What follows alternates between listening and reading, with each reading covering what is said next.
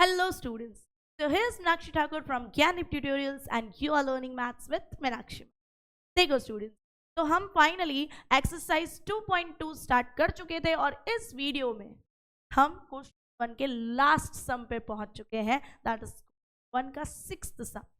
Question 1 में हमें क्या करने कहा गया था? लिखा था कि find the zeros of the polynomial, यानी कि हमें पहले तो इसके जीरोस फाइंड करने हैं, एंड लिखा था कि also verify the relationship between zeros and the coefficient of polynomial, यानी जीरोस और कोएफिशिएंट्स के बीच का जो लफड़ा है उसे प्रूव करना है, जो कि हमारे जेठालाल जी ने पहले ही बता दिया था कि कैसे प्रूव करना है, राइट?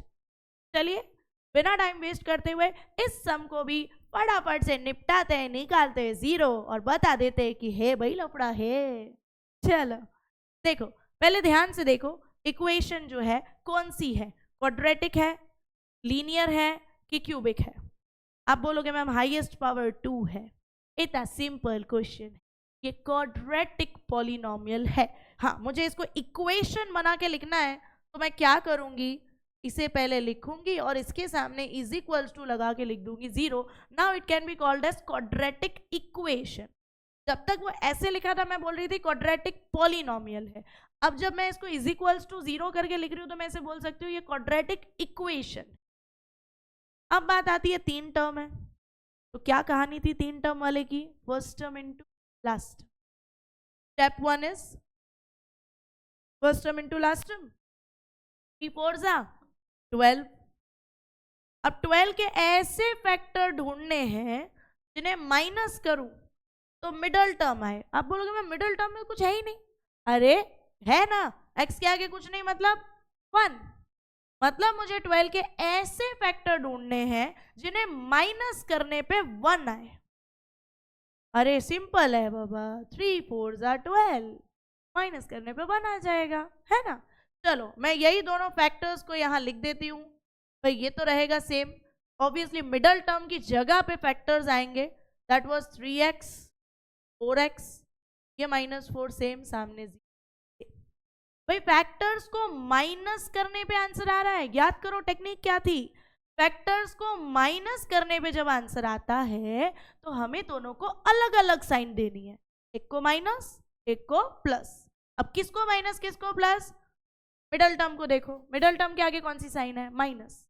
बड़े फैक्टर को माइनस की साइन, छोटे वाले को उसकी ऑपोजिट दे दो। इसको माइनस दिया तो इसके क्या आ जाएगा? प्लस। पहले दो की जोड़ी दूसरे दो की जोड़ी, पहले पड़ोसियों का सेटिंग दूसरों का सेटिंग कर दिया। देखो भाई कॉमन वॉमन है कि नहीं इनके बीच में? पहले स्प्लिट कर देती हूँ, 3x² 3 into x into x, 3x तो 3 इंटू एक्स, राइट?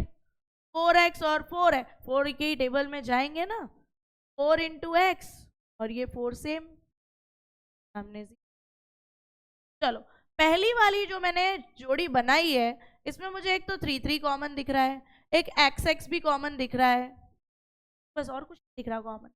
बचा क्या? x प्लस, यहाँ तो कुछ बचा ही नहीं, ये तो दोनों ही कॉमन होके बाहर निकल गए।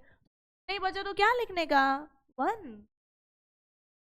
चलो इसमें 4 4 कॉमन, तो मैंने 4 यहां लिखा, x माइनस माइनस प्लस 4 तो बाहर निकल चुका है एज अ कॉमन, तो यहाँ कुछ नहीं बचा तो 1। ब्रैकेट सेम आना चाहिए, आ भी रहा है, तो मैं उस ब्रैकेट को क्या लिखूं? 1 टाइम लिख देती हूँ, और जो मैंने बाहर निकाले हैं उसे मैं साथ में लिख देती हूँ। 2 ब्रैकेट आ गए, बस मैं मेरे आंसर के बहुत ही करीब हूँ। फटाफट से मैं दोनों के दोनों ब्रैकेट्स के सामने रख देती हूँ 0, +1 वहां जाएगा, क्या आएगा? -1, -4 वहां जाएगा, क्या आएगा? पॉजिटिव का 4। 3 यहाँ मल्टीप्लाई में वहां जाएगा, ऑब्वियसली इसके नीचे डिवाइड में, x की दूसरी वैल्यू भी आ गई। फाइनली मुझे मेरे 2 जीरोस मिल गए, that is alpha and beta, -1 and दूसरा है 4/3। मतलब आधी जंग तो हमने जीत ली, आधा सम हो गया पूरा, जीरोस निकल गए। अब क्या देखना है कि नहीं, देख लेते हैं। चलो उसको देखने के पहले आपको याद होना चाहिए, हमें सबसे पहले क्या करना पड़ेगा, स्टैंडर्ड फॉर्म लिखना पड़ेगा। ax square plus bx plus c is equals to 0। और इस स्टैंडर्ड फॉर्म से हमारी इक्वेशन को कंपेयर करके हम ये देखेंगे कि a की वैल्यू क्या है, b की वैल्यू क्या है और c की वैल्यू। चलो, एक्स स्क्वायर के आगे वाला a की वैल्यू, इसमें एक्स स्क्वायर के आगे क्या है 3, a की वैल्यू क्या हो जाएगी। अब x के आगे वाला b, x के आगे यहाँ कुछ नहीं था तो 1, b की वैल्यू क्या होगी माइनस का 1, माइनस भूलना नहीं है, आगे माइनस हो तो माइनस लगाने का। c बिना x वाला, बिना कोई वेरिएबल वाला क्या है 4, आगे माइनस है, साथ में लेके आएंगे माइनस, माइनस का ए बी सी, तीनों की वैल्यूज हमने लिख दी। अब तीनों की वैल्यूज लिख दी तो हमारे आ जाते हैं जो प्रूफ वाले पॉइंट्स थे, alpha plus beta which should be equal to minus b upon a, right. Alpha और दूसरा रिजल्ट क्या था, alpha into beta is equals to c upon a. दोनों रिजल्ट्स मैंने लिख दिए। पहला वाला जो है सॉल्व करते हैं, ठीक है। अल्फा की वैल्यू वाज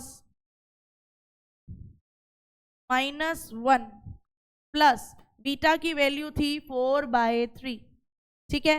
देख लो मैंने यही दोनों वैल्यूज उठा के यहाँ डाली है। अब इन्हें सॉल्व करना है भाई, फ्रैक्शन है, थोड़ा सा ध्यान देंगे। इसके नीचे कुछ नहीं तो 1 और 3 का एलसीएम 3, यहाँ इंटू 3 करते हैं तो ऊपर भी इंटू 3 करना पड़ता है। -1 इंटू 3 -3 प्लस ये 4 सेम, होल के नीचे नाउ 3 विल बी कॉमन, सो 3 मैंने लिख दिया कॉमन, माइनस प्लस माइनस, 4 में से 3 गया 1, पॉजिटिव का 1 ना, 4 बड़ा है और उसके आगे पॉजिटिव साइन है, नीचे 3, आपका आंसर आ रहा है 1/3। आओ दूसरी साइड पे मैं डाल देती हूँ b की वैल्यू थी -1, ये माइनस फॉर्मूला वाला है और -1 b की वैल्यू है। a की वैल्यू थी 3, राइट, माइनस माइनस प्लस तो पॉजिटिव का 1 से 3, मैच हुआ ना। चलो आओ दूसरे पे, फटाफट से इसको भी निपटाएं। अब इसमें देखो alpha was -1 into beta was 4/3। अब देखो 1 के साथ कुछ भी मल्टीप्लाई करे सेम ही नंबर आता है, 1 इंटू 4/3 ही होगा, बात खाली साइन की है, ये नेगेटिव है और ये पॉजिटिव था तो माइनस प्लस माइनस, -4/3 आ रहा है इसका आंसर, ठीक है। अब आओ दूसरे वाले पे। अब अगर आप दूसरे वाले में जाओ तो दूसरे वाले में देखो भाई, दूसरी साइड पे c है, c की वैल्यू क्या थी -4 थी, a की वैल्यू क्या थी 3 थी, बस मैंने वैल्यू डाली। अब क्या ही सॉल्व करूं, कुछ कट तो हो नहीं रहा, यही वैल्यू है -4/3, मैच भी हो रही है, LHS और RHS मैच कर रहे हैं। We can say that verified, पक्का जीरोस और कोएफिशिएंट्स के बीच तो लफड़ा है। Hope it is clear to you. यहाँ पे हमने क्वेश्चन 1 पूरा कर लिया है और बेसिक्स भी पूरे कर लिए हैं, ठीक है। अब आगे की वीडियोस में आपको क्वेश्चन 2 समझना है, जो कि मैं आपको बहुत ही सिंपल टेक्निक से समझाने वाली, ठीक है। तो मेरे साथ जुड़े रहिए। अगर अब तक आपने चैनल को सब्सक्राइब नहीं किया है प्लीज कर लो और वीडियो को लाइक करना भूलना नहीं। Thank you.